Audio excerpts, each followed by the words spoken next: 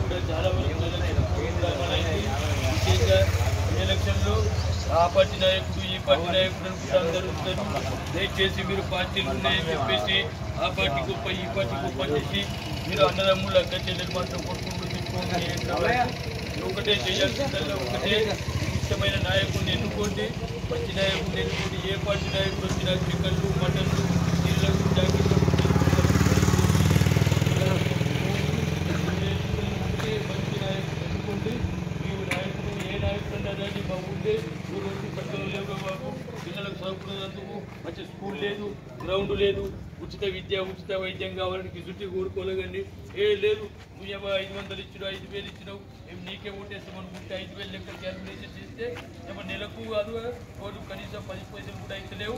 పిచ్చగాడు కూడా ఈ కాలంలో 10 రూపాయలు తీసుకుంటలేవు.